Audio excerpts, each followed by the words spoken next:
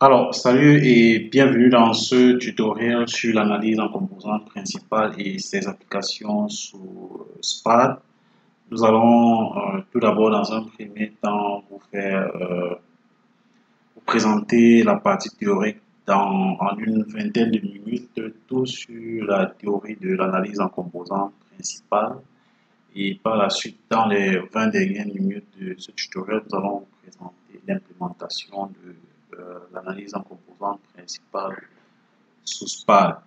Vous montrer de fond en comble comment cela se passe. Et si c'est la première fois que vous regardez ma chaîne, je vous invite à vous abonner si ce n'est pas encore le cas pour pouvoir suivre en permanence mes différentes publications. Et surtout, n'oubliez pas d'activer la cloche de notification pour ne rien rater du tout. Alors, nous allons aller tout droit dans la partie théorique sur cette méthode dénommée l'analyse en composantes principales. On est confronté à une situation où on a observé un certain nombre de variables quantitatives. Il faut rappeler ici que l'analyse en composantes principales s'applique essentiellement aux variables quantitatives ou alors les variables qualitatives ordonnées. Donc, les variables qualitatives, si vous voulez mettre en œuvre une étude, une analyse en composantes principales, si parmi vos variables, vous avez des variables qualitatives, elles doivent être ordonnées. Donc, dans un sens, et elles doivent être ordonnées dans le même sens, soit dans le sens ascendant ou bien le sens descendant. Mais toujours est-il que dans le cadre d'une étude, dans le cadre d'une analyse en composantes principales, vous avez n individus sur lesquels vous avez observé n variables. Vous avez par exemple les individus peuvent être par exemple des pays sur lesquels vous avez observé un certain nombre d'indicateurs socio-économiques, peut-être le PIB, le taux de chômage, le taux d'investissement, le taux d'ouverture, un certain nombre d'informations macroéconomiques par exemple qui peuvent... et puis à partir de ces observations sur vos individus, vous avez des individus, vous avez un certain nombre de variables, vous voulez par exemple synthétiser l'information de telle sorte que étant donné un certain nombre d'informations simples, pas sur toutes les variables, vous puissiez avoir une idée du niveau, par exemple, du développement du pays. Au moyen de ces observations, on peut par exemple utiliser l'analyse en composantes principales pour pouvoir construire par exemple un indicateur de développement, un indicateur qui pourra dire si, à quel niveau se situe le développement du pays. Mais on n'en est pas encore là. Et donc, comme résultat, on peut visualiser les individus, la notion de distance entre les individus, on peut visualiser les variables en fonction de leur corrélation.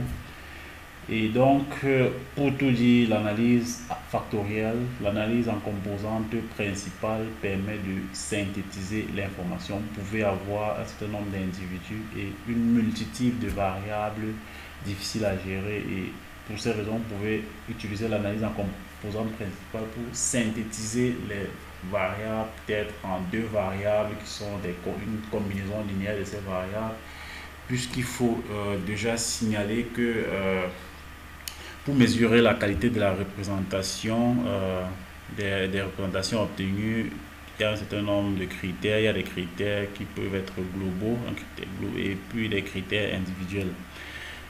Vous pouvez, par exemple, donner des noms à vos axes pour pouvoir expliquer la position d'un individu. Vous pouvez utiliser éventuellement des variables supplémentaires en illustrative, si elles sont, par exemple, qualitatives, pour pouvoir bien expliquer votre nuage. Donc, comme je le disais tantôt, en analyse en composantes principales, on a un problème.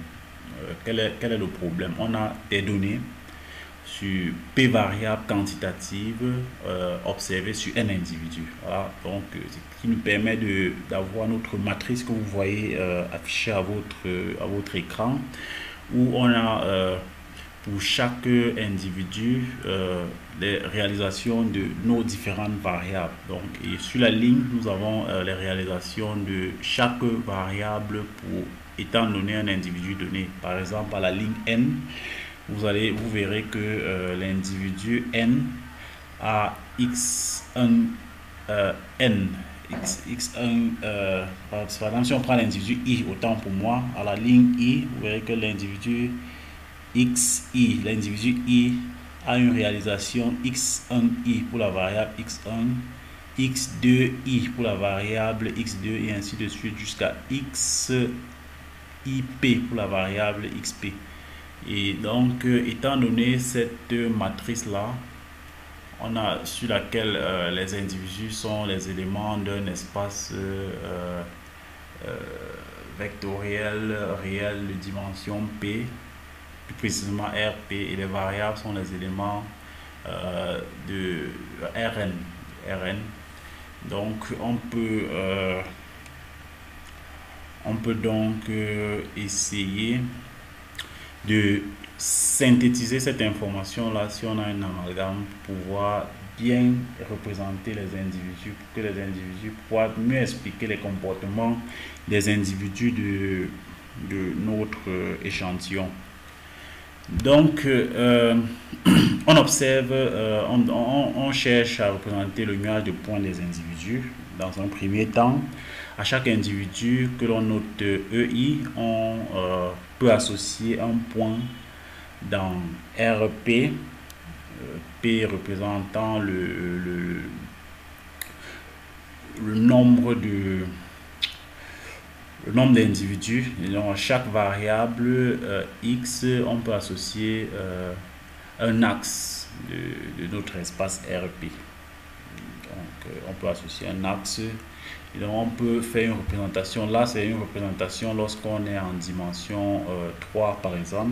Vous voyez ici que lorsqu'on a plus de 3 variables, la visualisation devient impossible. D'où l'importance de l'analyse en composante principale, qui va consister à synthétiser l'information en peu d'axes, en général tout au plus 3, pour pouvoir faire des schématisations, pouvoir mieux visualiser, pouvoir mieux utiliser l'information dont on a à disposition pour pouvoir prendre des décisions ou alors résoudre des problèmes d'ordre pratique. Voilà.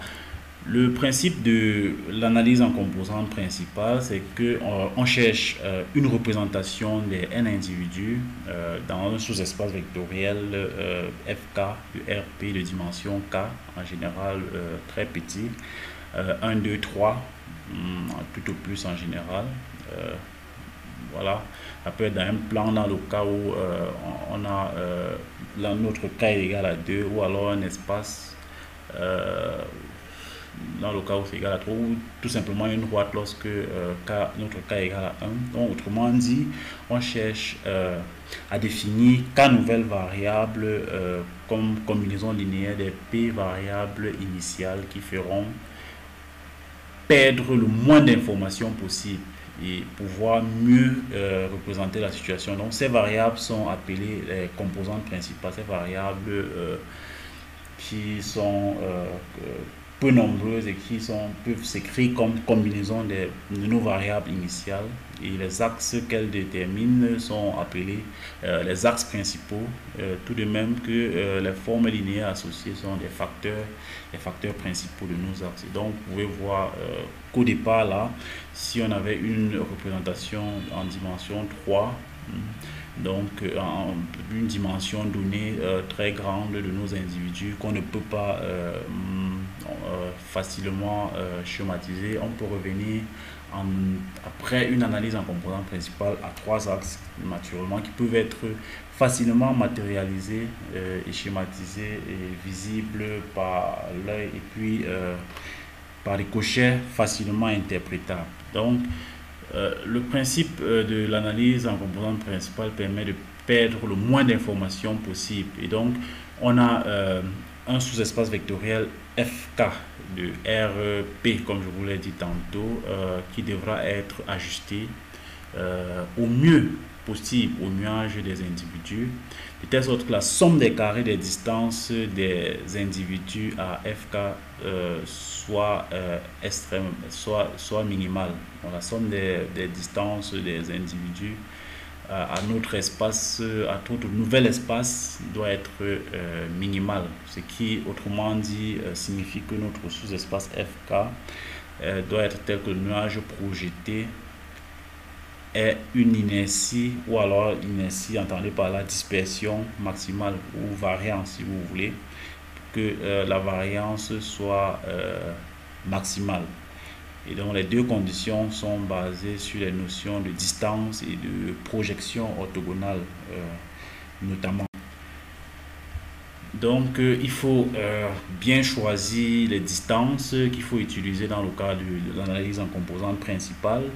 Vous connaissez la distance euclidienne qui se calcule par la somme des carrés des différents entre les points.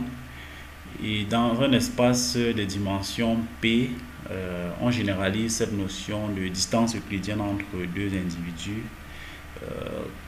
par la somme des carrés des distances, des différences de coordonnées entre les deux individus. Ça, la distance entre deux individus. Et le problème qui peut se poser en analyse en composante principale, c'est que c'est un problème d'unité parce qu'on peut avoir par exemple une variable qui s'exprime en mètres, une autre variable qui s'exprime en litres. Vous voyez que les unités ne sont pas concordantes et donc on ne peut pas a priori calculer cette distance-là, sinon auquel cas avoir une quantité qui n'a pas de signification. Donc il faut trouver le moyen de ramener nos variables dans la même dimension et pour cela il faut dans un premier temps centrer et réduire nos différentes variables. Centrer signifie retrancher la moyenne et puis réduire, divisé par l'écart type. Donc, l'ayant fait, on peut, ça peut nous permettre de ramener nos différentes variables à une unité, à une variable sans unité, mais qui a une signification. Lorsqu'on va revenir à nos variables initiales, on peut prendre par exemple l'exemple d'une puissance moyenne de voiture qui est de 92 chevaux avec un écart type de 24 si on est dans une population donnée. La Renault par exemple a une puissance de 140 chevaux, la Renault 21 a une puissance lorsqu'on fait la moyenne centrée réduite, la variable centrée réduite, on trouve 2, ce qui signifie que notre variable est à 2 écarts types au-dessus de la moyenne. Voilà, c'est une interprétation. Après avoir résolu ce problème d'unité entre nos différentes variables qui peuvent ne pas se mesurer dans des unités similaires, nous pouvons regardez par exemple la notion d'inertie totale qui n'est rien d'autre que la distance qui sépare, la distance moyenne, la moyenne des distances qui séparent les individus à l'individu moyen. G représente l'individu moyen, donc ou de façon plus générale, l'inertie c'est une moyenne pondérée des distances des individus à l'individu moyen où les pondérations, la somme des pondérations est bien évidemment égale à 1. Les pondérations peuvent être choisies en fonction du contexte ou qui peut être particulier, mais l'inertie de toutes les façons est la somme pondérée des carrés des distances des individus au centre de gravité ou alors l'individu moyen si vous voulez. L'inertie mesure en fait la dispersion totale de notre nuage de points. Et donc l'inertie peut être aussi égale à la somme des variances des variables étudiées. Donc si on note par exemple V la matrice des variances covariances, l'inertie c'est la somme de nos différentes variances. Qui n'est rien d'autre que la trace de la matrice des variances, la matrice de variance covariance. Donc à titre de remarque, dans le cas où les variables sont centrées réduites, la variance est de chaque variable vaut 1. naturellement. Et puis l'inertie totale est égale à P, le nombre de variables de notre échantillon. Donc il est équivalent d'utiliser deux critères concernant la perte d'informations. La projection orthogonale du nuage sur le sous-espace F. Si on se donne un sous-espace de RP, la projection orthogonale de l'individu sur cet axe peut se calculer en utilisant le théorème de Pythagore. Et donc, on va chercher un espace F qui sera tel que cette distance-là, cette distance du point en question, la projection du point sur l'espace soit minimale, ce qui revient, d'après le théorème de Pythagore, à maximiser la somme à maximiser l'inertie. Donc la somme pondérée des écarts de ces individus à la moyenne dans le nouvel espace. Donc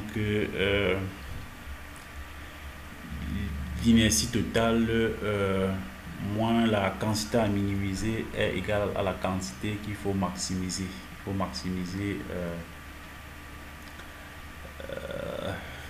faut maximiser la somme des écarts de la moyenne pondérée des écarts des coordonnées de l'individu dans le nouvel espace au centre de gravité. À défaut de minimiser la différence entre l'inertie et les écarts à la moyenne de chaque individu. Donc, comme solution du problème posé, on peut procéder à la recherche d'axes portant le maximum d'inertie équivalent à la construction des nouvelles variables. Et donc, de variance maximale. Donc, en d'autres termes, on effectue un changement de repère dans l'espace RP de chacun de ces et à se placer dans un nouveau système de représentation où le premier axe apporte le plus possible d'inertie totale du nuage, le deuxième axe le plus possible d'inertie non prise en compte par le premier axe, et ainsi de suite. Et donc cette réorganisation s'appuie sur la diagonalisation de la matrice des variances covariantes. Donc pour pouvoir déterminer ces différents axes-là qui prennent en compte le maximum d'informations, dont le premier prend le maximum, le deuxième prend autant d'informations que possible n'ayant pas été pris par le premier axe, et ainsi de suite. On n'a qu'à diagonaliser notre matrice de variance covariance et le problème est résolu. Donc l'axe principal de notre inertie, ce sont les axes de direction, les vecteurs propres de notre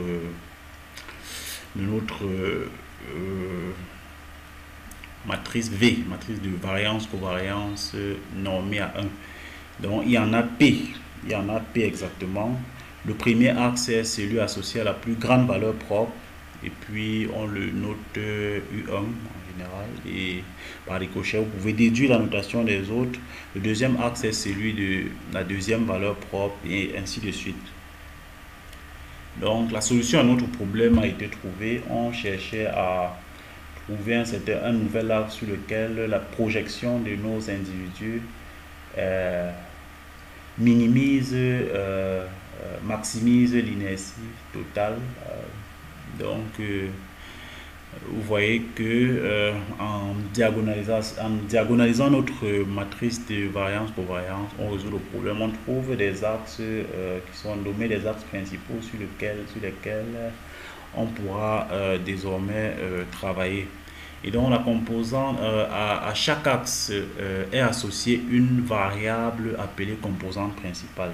Donc la composante principale est le vecteur renfermant les coordonnées des projections des individus sur l'axe 1. donc sur l'axe considéré. Donc la première composante principale va donc regorger le vecteur, les coordonnées des projections des individus sur l'axe 1 et ainsi de suite. Et donc le vecteur composante principale pourra s'exprimer comme combinaison linéaire de nos vecteurs initiaux avec comme coefficient comme dans nos combinaisons nos, nos espaces, nos coordonnées dans les espaces propres, si vous le voulez. Et donc la variance d'une composante principale est égale à l'inertie portée par l'axe principal qui lui est associé. Donc la première composante que nous avons dénommée C1 a pour variance lambda 1 qui est la valeur propre associée à cette composante là, et la deuxième composante sera associée à la valeur propre lambda 2 et ainsi de suite. Donc les composantes principales sont donc non corrélées 2 à 2 puisque les sous-espaces propres sont 2 à 2 autonomées et indépendantes. Donc voilà. Donc si on considère par exemple la JM composante principale, ces différentes coordonnées, ces différentes composantes de sur chaque axe fournit les coordonnées de l'individu dans l'axe en question. Et donc si on décrit, si on désigne une représentation plane, les individus, les meilleurs, la meilleure sera celle réalisée grâce aux deux premières composantes principales. Voilà, donc on peut regarder par exemple ce plan, mais il faut faire attention à la qualité de la représentation de chaque individu. Nous allons revenir sur les indicateurs qui peuvent faire que une représentation soit de qualité ou pas. C'est vrai que d'un point de vue visuel c'est visible, mais on peut calculer un certain nombre d'indicateurs qui nous permettent de savoir, de voir, étudier la représentation, la qualité de la représentation. Et donc on peut essayer de regarder les proximités entre les composantes principales et les variables initiales qui sont mesurées par les covariances et surtout les corrélations. Donc si on prétend donner un individu, si on reprend ses coordonnées dans les axes principaux, on pourra représenter le cercle de corrélation de nos différentes variables et de voir si s'il y a une corrélation entre nos différentes variables.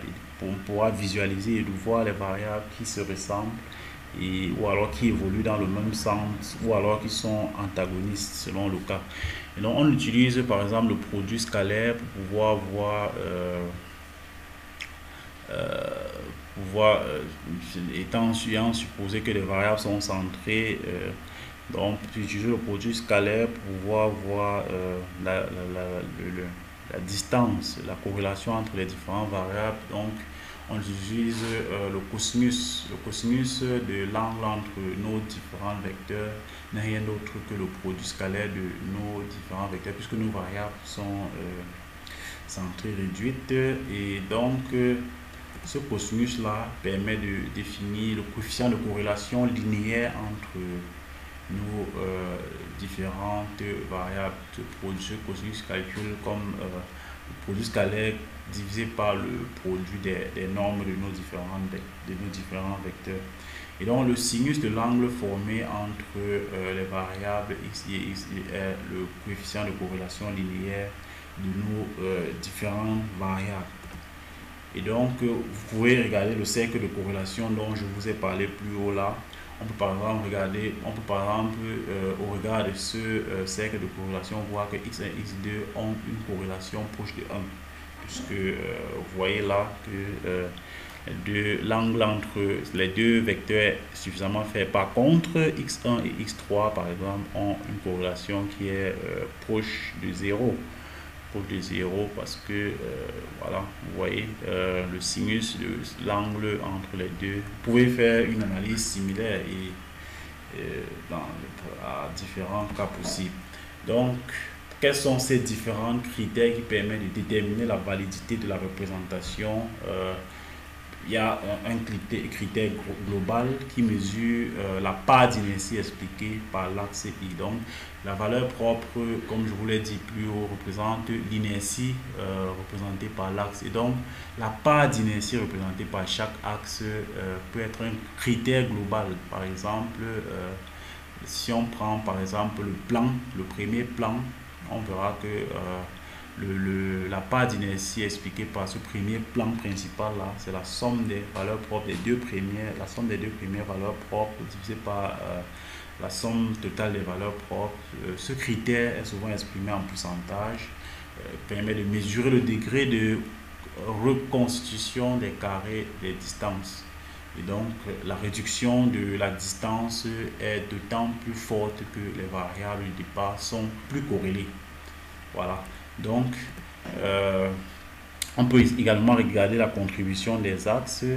Les différentes procédures sont en général complémentaires. Le pourcentage d'inertie souhaité a priori.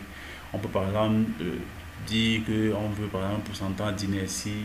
En général, dans la pratique, peut-être d'au moins 70%, 70% ou 80% selon la réalité qui s'offre à nous.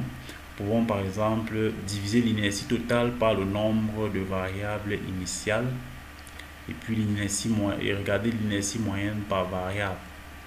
Donc, conserver tous les axes portant une inertie supérieure à cette valeur d'inertie moyenne. Par exemple, voilà, ça peut être un critère. Et donc, on peut regarder l'histogramme. Donc, conserver l'axe associé aux valeurs propres situées avant la cassure. Vous voyez la cassure qui est située à la la quatrième valeur propre. Donc, si on conserve les axes associés aux valeurs propres situées sur la cassure, on pourra résumer au mieux l'information contenue dans notre nuage. Donc, comme autre critère individuel, un critère individuel, c'est le cosinus carré. Le cosinus carré d'un individu dont nous allons vous montrer un peu plus tard, qui n'est rien d'autre que le cosinus carré, le carré du cosinus de l'angle qui existe entre notre individu et sa projection sur le plan, sur un plan, sur notre espace, notre sous-espace considéré. Donc, ce cosinus carré là pourra permettre de déterminer la qualité de la représentation de l'individu sur notre sous-espace. Donc, pour chaque individu, la qualité de la représentation est définie par le carré du cosinus de l'angle entre la projection et le vecteur. Donc, plus la valeur est proche de 1, meilleure est la qualité de la représentation. En général, la qualité de la représentation les qualités de représentation sont données axe par axe. Pour avoir la qualité de représentation dans un plan, on additionne tout simplement les critères correspondant aux axes étudiés. Donc, ce critère n'a pas de signification pour les individus proches de l'origine. Quand on détecte un individu pour lequel le cosinus carré est faible, on doit tenir compte de la distance à l'origine avant d'indiquer qu'il est mal représenté. Voilà. Il faut tenir compte également de la distance à l'origine. Donc, la contribution de chaque individu, il faut signaler qu'elle est très utile. Il est très utile de calculer pour chaque axe la contribution apportée par chaque individu à cet axe. Donc, si on considère la km composante principale, CK, donc les valeurs de la composante pour le IM individu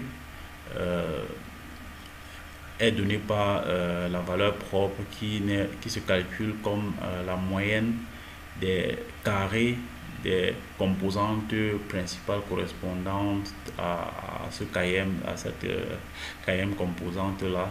Et donc la contribution de l'individu n'est rien d'autre que la composante, le carré de la composante principale correspondant à l'individu divisé par n, puisqu'il y en a au nombre de n, que divise la valeur propre correspondante, puisque ces sommes-là donnent plus précisément la valeur propre.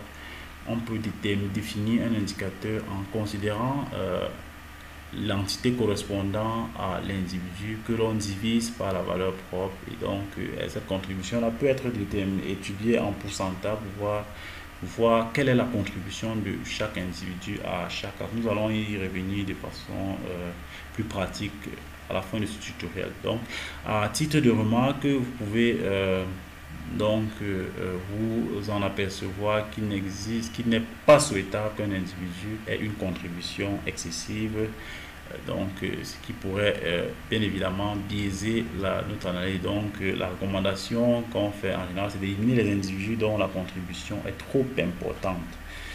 Donc le problème qui peut être un problème des enquêtes par sondage.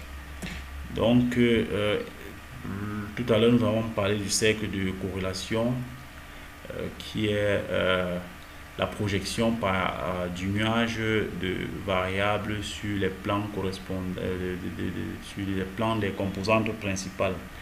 Et donc la corrélation, ce n'est rien d'autre que le sinus. Et donc nos différentes variables bien représentées sont celles qui sont proches du cercle, puisqu'on avait dit que tout à l'heure que les variables étaient celles dont le cosinus carré était proche de 1. Donc celles qui sont proches de l'origine sont mal représentées, tout simplement. Et donc, quelle interprétation externe peut-on donner aux variables et individus supplémentaires ou alors les individus illustratifs? Donc, si on a des variables quantitatives, on calcule le coefficient de corrélation entre les variables supplémentaires et les composantes principales. Ceci permet sa représentation sur le cercle de corrélation. Maintenant, si on a une variable qui est qualitative, on procède à l'identification des individus de chaque catégorie de la variable et puis on procède à la représentation de chaque catégorie par son centre de gravité. Donc, le calcul par rapport à la corrélation entre les variables qualitatives supplémentaires et chaque composante principale par le test de Fisher-Snellekor ou valeur test dans les logiciels comme SPAT. Donc pour ce qui est des individus, les individus de point nul ne participent pas à l'analyse. Il faut appliquer aux coordonnées des individus des expressions définissant les composantes principales.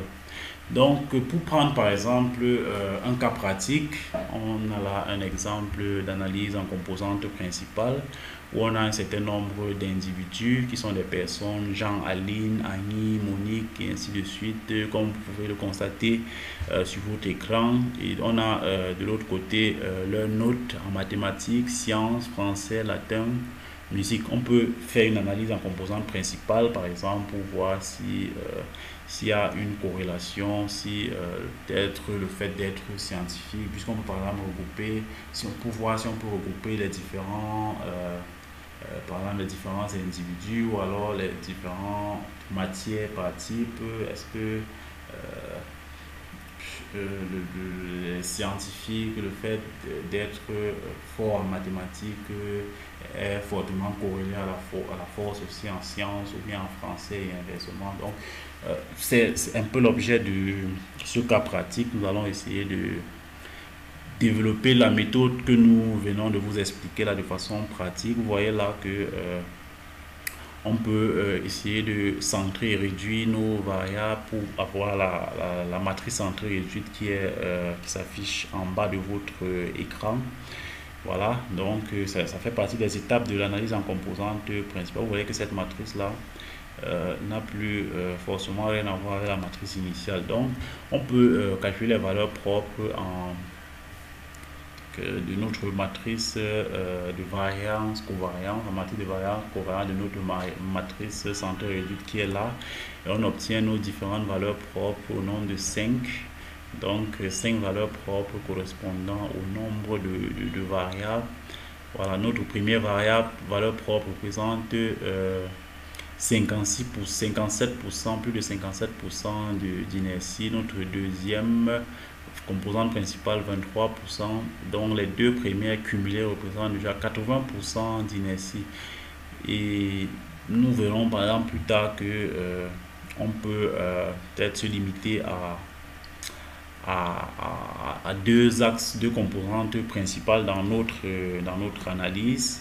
Si on regarde par exemple les scores des individus, qui sont les valeurs des composantes principales des individus, on peut voir par exemple les coordonnées de chaque individu dans nos différents facteurs. Si on regarde par exemple les deux premiers facteurs, on peut également, vous pouvez voir là en bas de votre écran, la représentation des individus dans le premier plan factoriel par exemple. Premier plan factoriel qui représente 80% de l'information d'inertie, comme je vous l'ai dit plus haut, qui est représenté par les deux premiers axes factoriels. Vous voyez comment nos différents individus sont représentés sur nos axes. Et donc, bon, voilà, plus tard on pourra revenir. On peut regarder les contributions relatives de chaque individu à la formation de la composante principale donnée, qui est l'inertie relative à l'individu sur l'axe factoriel. Donc elle est définie par le score sur l'axe, par la formule que l'on vous a donnée plus tôt. Vous voulez par exemple voir que Jean a une contribution de 30%, si on veut regarder en termes de pourcentage, sur le premier axe factoriel. On peut également regarder la contribution exprimée en pourcentage de chaque individu, que ce soit de Jean sur le premier axe, Aline. Vous pouvez observer différents calculs qui ont été effectués. On peut également regarder la qualité de la représentation des individus, de l'individu I sur la composante principale correspondante, qui a été définie également plus haut. Donc cette qualité de la représentation là permet de voir, lorsqu'elle est proche de 1, si l'individu est bien représenté sur l'axe considéré, lorsque cette qualité de la représentation est proche de 1. Les cosinus carrés peuvent être également calculés. Vous voyez par exemple que Jean est mieux représenté sur l'axe factoriel 1, tandis que Aline également. Par contre, Annie est plus représentée sur l'axe 2.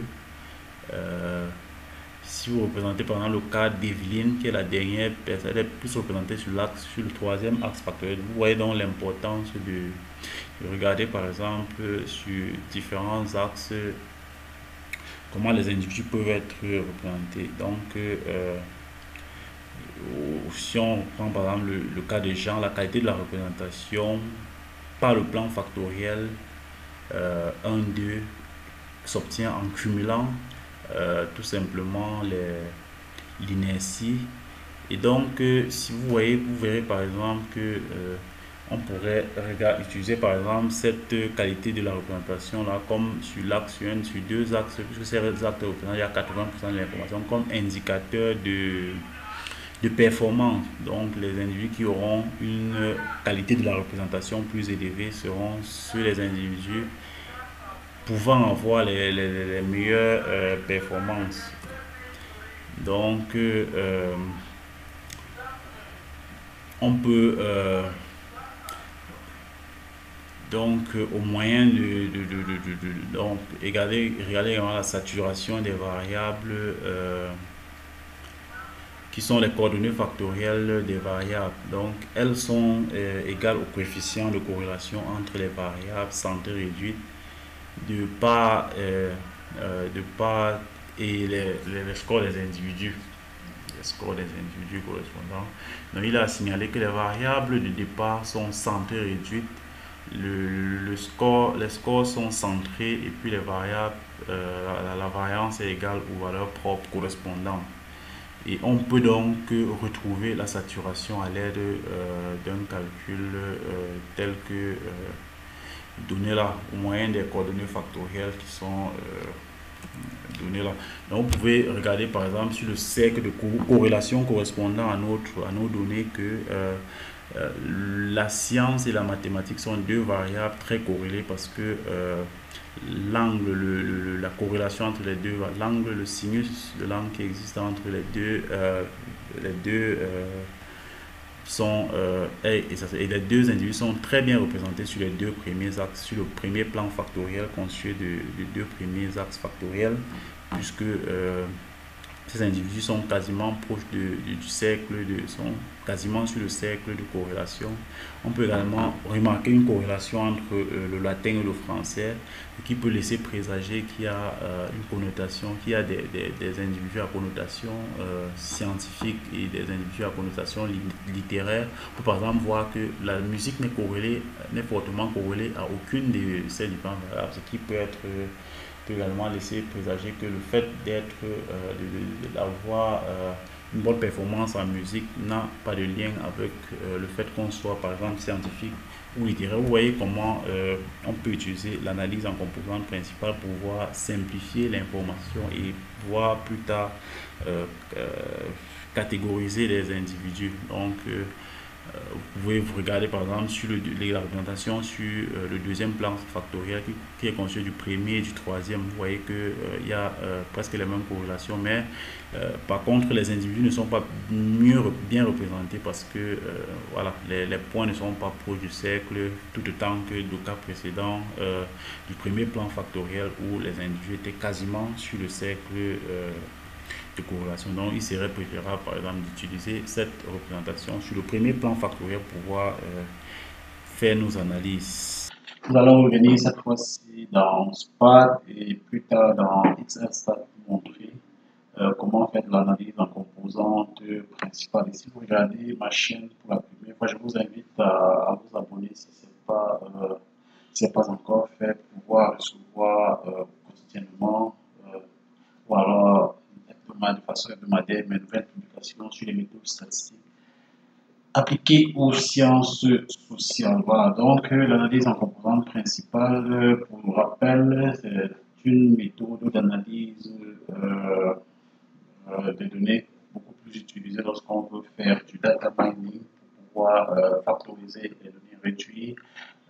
Par exemple, lorsqu'on a par exemple deux variables explicatives pour revenir à notre base de données, un certain nombre d'informations sur des individus.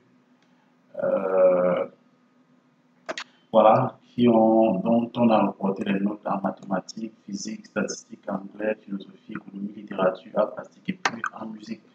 Et donc, si on voulait par exemple analyser la relation entre les notes de maths et celles de physique, on pourrait tout simplement faire une analyse bivariée, faire la corrélation, la régression entre les deux pour voir s'il y a une relation directe. Mais du moment où on a plusieurs variables qui sont représentées ici dans le cas présent par des notes, qui peuvent être assez diversifiées de plusieurs matières pour pouvoir synthétiser l'information. Lorsqu'on a déjà plus de trois variables, il est difficile de pouvoir faire une représentation géographique puisque à trois dimensions, on peut encore représenter en 3D, mais lorsque nous avons déjà 4, 5 et plus, il est difficile de pouvoir représenter ces variables de façon visuelle et pouvoir les analyser de façon plus précise. Donc, nous allons vous montrer tout à l'heure sur SPAT comment faire de l'analyse en composante principale. Alors, pour le faire, nous avons un fichier Excel qui regroupe les informations sur nos différents individus ainsi que nos variables qui sont les notes en différentes matières pour nos différents individus qui sont au nombre de 21 plus précisément. Donc, nous allons d'abord enregistrer notre fichier Excel au format convenable pour l'analyse de données sur SPAT. Allons aller dans Fichier, ensuite enregistrer sous. Nous allons naviguer, je vais aller sur mon bureau, je vais créer un nouveau dossier que je vais appeler ADD SPAT. Je vais appeler ADD SPAT, OK. Et puis je vais entrer dans le dossier, enregistrer mon fichier Excel au format texte séparateur tabulation. Séparateur tabulation. Donc, il ne faut pas confondre avec séparateur espace ou alors Macintosh. Donc, vous allez choisir texte séparateur tabulation et puis vous enregistrez tout simplement. On va vous demander si vous voulez compatible. Oui. Alors, je vais fermer mon classeur Excel, ne pas enregistrer. Voilà. Donc, j'ai déjà enregistré ma base de données sur mon dossier ADD Spa de bureau au format texte séparateur tabulation. Vous voyez que nos données sont regroupées dans le tableau dans notre nouvelle base de données au format texte séparateur tabulation. Nous allons ouvrir Spa. Nous allons exécuter, faire un clic droit et puis exécuter en tant qu'administrateur. Puis, yes. Puis nous allons cliquer sur la flèche à l'extrême droite en bas. Puis nous avons cette interface là qui s'ouvre à nous. Nous allons d'abord importer notre base de données en allant dans base, importer. Nous allons choisir importer au fichier ASCII. Nous allons cliquer dessus. Nous allons lui donner un nom. Nous allons appeler base orientation. Base orient, ok. Nous allons aller l'enregistrer dans notre fichier ADD Spa. Nous allons l'appeler base orientation.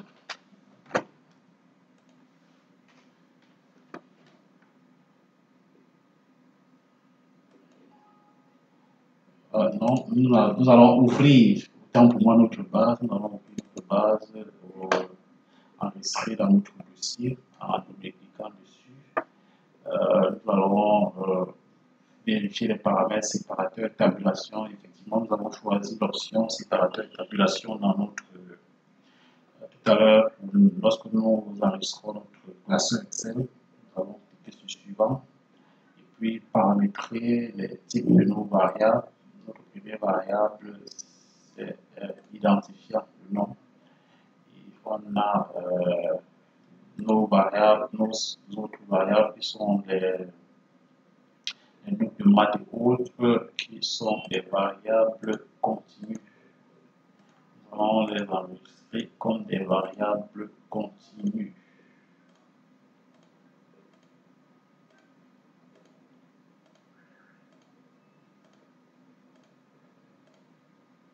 Voilà, nos variables sont continues. Il faut déjà rappeler que l'ACP se fait sous des variables continues ou alors ordinales, des variables ordinales. Voilà. On va les variables qualitatives ordonnées. Donc, nous allons exécuter, une fois nous avons sélectionné les différents types de nos variables, nous allons exécuter. Donc, cliquer sur exécuter. Voilà. Nous allons donner un nom à notre base. Nous allons lui donner le nom de base orientation. Base orientation. Voilà. Nous allons sauvegarder notre base. Nous voyons bien que nos différentes variables ont été sauvegardées en continu. OK. Et puis nous allons fermer. Puis la prochaine étape, puisqu'étant donné que nous avons déjà enregistré notre base de données dans notre fichier de travail, nous allons double-cliquer sur base là. Et puis nous allons naviguer pour aller également au bureau dans notre dossier ADD Spa et cliquer sur notre base pour l'importer. Une fois notre base importée, nous pouvons maintenant insérer une méthode ou alors venir tout simplement dans méthode, insérer méthode. Voilà, une fois nous l'avons fait, nous double-cliquons sur les trois points de suspension qui s'affichent là. Et puis, nous allons insérer par défaut SPAT, mais descriptif statistique. Nous allons choisir analyse factorielle des correspondants, analyse factorielle et puis méthode en composant principal. Voilà, donc nous cliquons sur OK. Et puis, vous voyez ce cercle de corrélation qui s'affiche là. Nous allons faire un clic droit et puis exécuter la méthode. Faire un clic droit sur le cercle de corrélation et puis exécuter la méthode.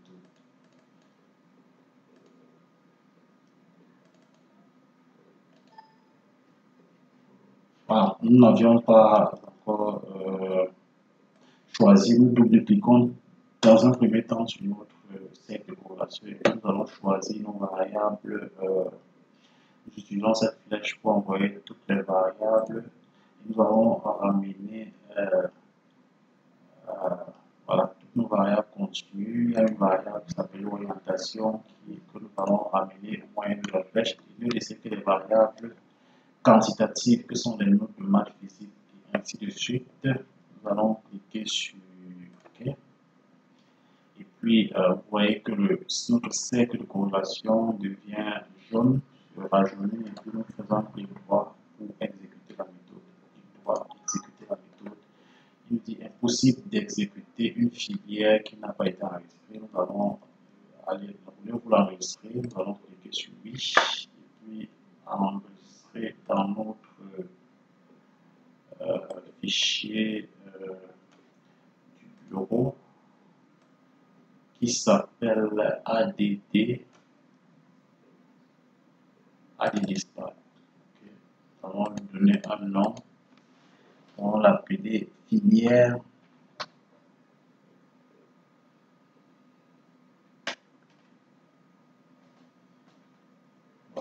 film. Spat. On va l'appeler Spat. Et puis C. Nous allons donner un nom à notre filière. Une fois de plus. OK. Vous voyez toutes ces différentes tous ces différentes informations qui viennent se greffer à notre cercle de corrélation qui peut nous permettre de nous renseigner sur un certain nombre d'informations sur notre méthode d'analyse en composant principal. Nous allons d'abord cliquer sur le premier carré d'informations. Voilà, nous voyons lecture là-bas, dedans on peut voir le fichier de base, que le fichier de base contenait 21 individus plus précisément. On peut également aller dans sélectionner les individus et les variables. Regardez les différentes variables contenues qui sont maths, physique, statistique, anglais, philosophie et ainsi de suite. On peut également regarder nos individus, que nos individus étaient traités avec des points identiques. Par exemple, là, on peut également aller dans analyse en composant principal, regarder les statistiques sommaires. Sur les maths, on peut regarder la note moyenne, les cas types, la physique et ainsi de suite. Minimum et maximum. Regardez la matrice de corrélation pour voir quelles sont les différentes corrélations qu'il y a entre les différentes variables. Vous pouvez les analyser lorsque la corrélation est positive ou négative. Cela signifie que lorsqu'elle est suffisamment significative et négative, cela signifie que les deux variables sont corrélées mais dans le sens opposé. Voilà, donc on peut regarder également la matrice des valeurs TS, on peut regarder les valeurs propres, histogramme des 8 premières valeurs propres. Et regarder par exemple voilà, les différents paliers. On peut également aller dans intervalle. Voilà, donc les coordonnées des individus, on peut regarder les variables, les différentes coordonnées des individus sur les 5 premiers axes. On a mathématiques qui a ses coordonnées comme données sur les différents axes. Pour revenir à notre interface PAT, nous allons aller dans ce deuxième carré d'information, choisir en cliquant sur le petit papier blanc à l'extrême gauche en haut de notre interface. Cliquez dessus et puis choisir par exemple les individus. On coche individu actif pour voir l'implantation des différents individus.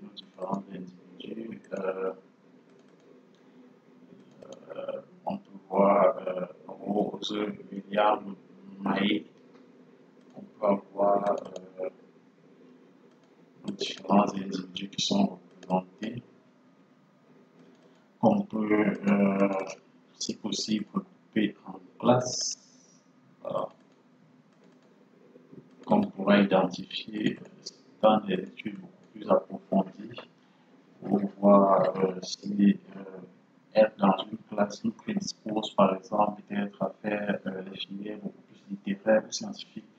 Nous pourrons y revenir dans le prochain tutoriel. Nous pouvons également choisir plutôt de cocher les variables continues pour voir le cercle de corrélation. On a notre cercle de corrélation qui est là. On peut cliquer sur les flèches pour voir que là c'est l'anglais. On a là art plastique. La littérature, on voit que littérature et art plastique sont corrélés et très corrélés et positivement.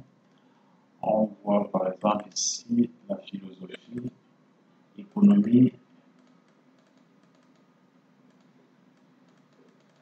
la physique et les statistiques sont trois matières qui ont une forte corrélation et la maths est là seule de son côté qui est très corrélé à la littérature mais négativement, comme vous dire que lorsque les notes de mathématiques, lorsqu'on est fort en maths, on a tendance à être faible en littérature et vice versa. Que cela signifie de façon globale. On peut également revenir à notre interface pour voir on a regardé la représentation des individus. On peut également aller cliquer là pour voir nos informations sur Excel et nous pouvons là constater que on a nos différentes informations, que ce soit les statistiques sommaires sur les variables, les moyennes, les variables indicatives que nous pouvons peut-être utiliser pour mettre dans un rapport d'études ou de stage. Nous avons les différents matrices, la matrice de corrélation, ainsi que la matrice des valeurs de test, également les valeurs propres, ainsi que les différents pourcentages cumulés, ce qui peut s'interpréter. Nous n'allons pas interpréter les valeurs propres, il faut tout simplement voir ici le premier axe représente 41% de l'information, tandis qu'en cumulant avec le deuxième axe, on est à 60%. Les trois premiers axes représentent déjà 75% d'informations, ce qui signifie que les trois premiers axes factoriels peuvent nous permettre de synthétiser et de représenter nos informations, nos 8 variables sur un espace de dimension 3 ou alors sur un plan qui pourra représenter 61% de l'information. On peut également avoir d'autres informations, en l'occurrence les coordonnées des individus sur les arbres qui peuvent par exemple nous permettre de construire des scores pour chaque individu. Voilà, les scores pour chaque individu et les classer du meilleur au pire des élèves. Voilà, donc c'était tout pour ce tutoriel sur l'analyse en composants principaux sous SPAT. Nous vous retrouvons très prochainement dans de nouvelles aventures.